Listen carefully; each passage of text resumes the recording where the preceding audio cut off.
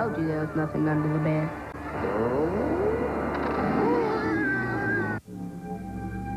I don't see him. I think we're safe. Of course we're safe. We're in my Subaru Outback. I know the world's first sport utility wagon. This beauty's got dual airbags, full-time all-wheel drive. It's more stable in the turn than a Blazer. What else you got?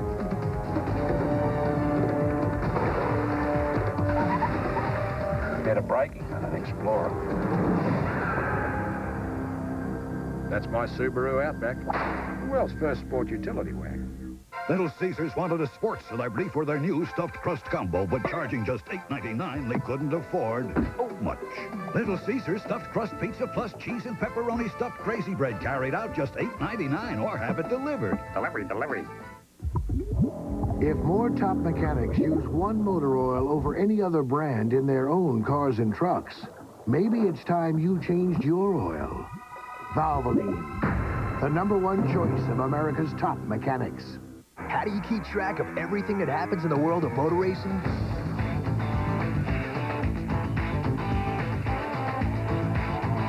You drive with us.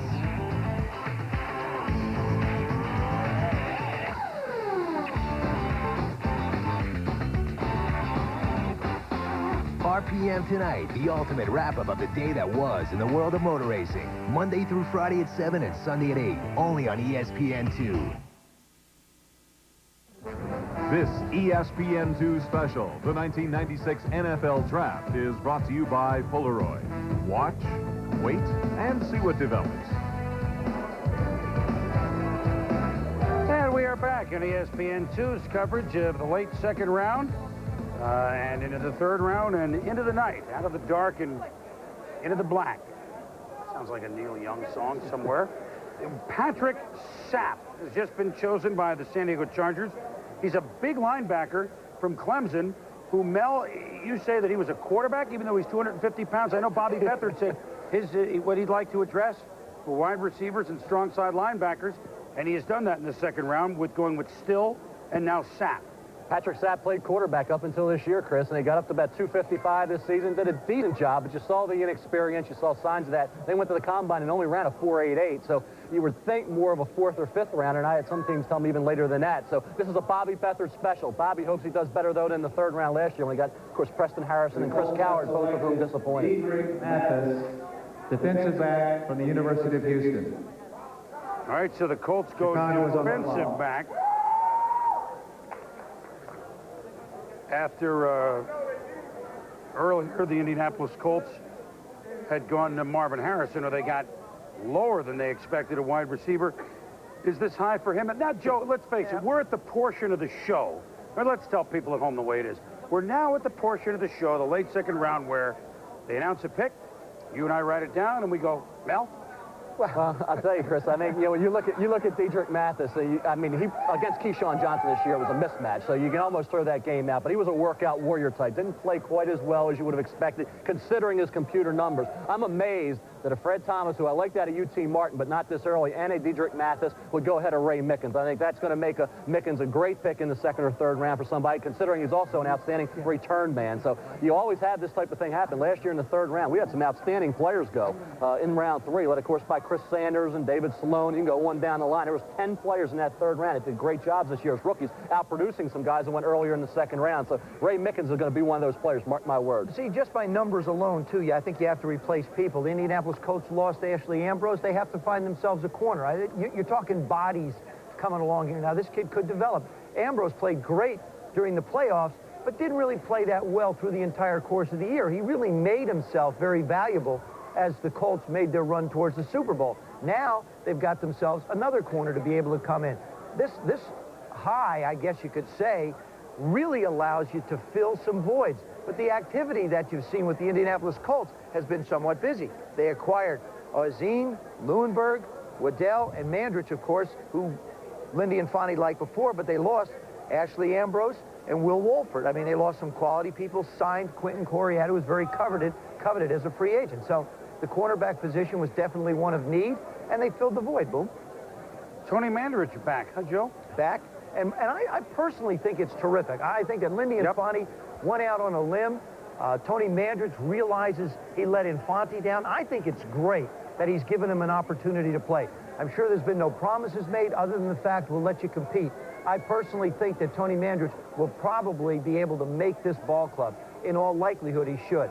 He was pumped up far beyond where he could play. I don't think he was mentally ready for the game when he came out of college. I think he's able to have all that in order now. Chicago is about to make their selection as now they were revving up here in the second round. Go to the podium for it. The Chicago Bears have selected Bobby Ingram, wide receiver, Penn State. So the Bears have certainly moved the ball on offense last year. Went defense in the first round, trading up to get Walt Harris in the 13th spot. Defensive back, Mississippi State. See, now what am I going to sing for? We got Mark Ingram and Bobby Ingram, who, like I said, some felt was better than McDuffie coming out now at Penn State, who was a first-round pick. I like Bobby Ingram. I think when you look at that size, everybody's caught up in that. But I'll tell you, this guy was productive. He was great in big games. He knows the position, does a great job of playing the football and making the spectacular catch, utilizing his smallish frame, which people say, he's short, but he is strong. I mean, he does have a good, solid frame for a 5'10", 188-pounder, and he's quick. And I think that's the difference. He may not have blazing 40 speed, but he's quick in and out of his cuts, has a pretty good burst. And I tell you, he does some things in the open field which will surprise you. I thought Bobby Ingram was a better player than O.J. McDuffie at Penn State, and I'm amazingly shocked. I think Ray Mickens at cornerback and Bobby Ingram at wide receiver, two smallish players, if you want to say short and not great size, but in Mickens' case, great leaper, in Ingram's case, polished. And I think this is a guy that's going to come right in and help the Chicago Bears, at worst as a third receiver, Joe. I agree with you absolutely. Now remember, they lost Jeff Graham, so they have a void there they need to fill. The other thing is I'd much rather have a receiver that's quick than fast.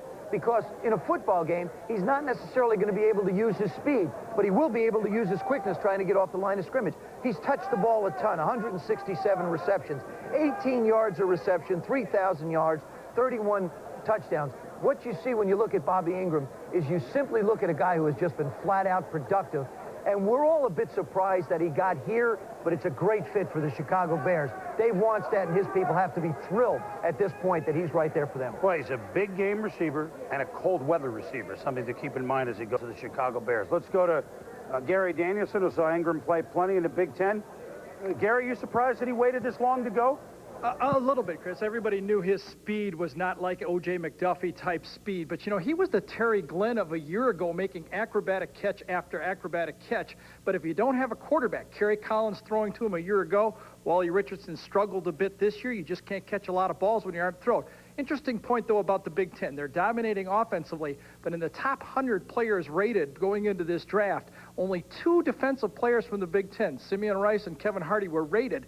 The Big Ten was very weak in the defensive backfield. Maybe that's why all these receivers have been having good years and the running backs have been having good years. No players on defense.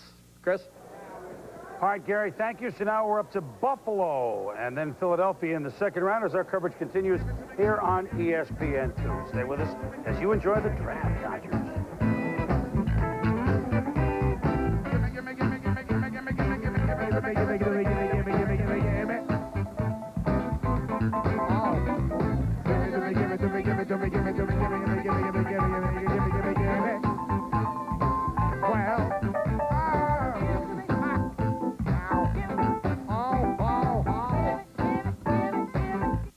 Great sports sites. The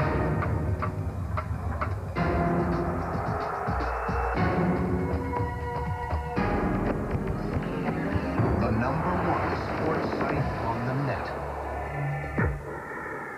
ESPN Net Sports Zone. Your gateway to the game. Intelligent. Interactive. Instantaneous. The #1 sports site on the net. Plug your brain into the zone.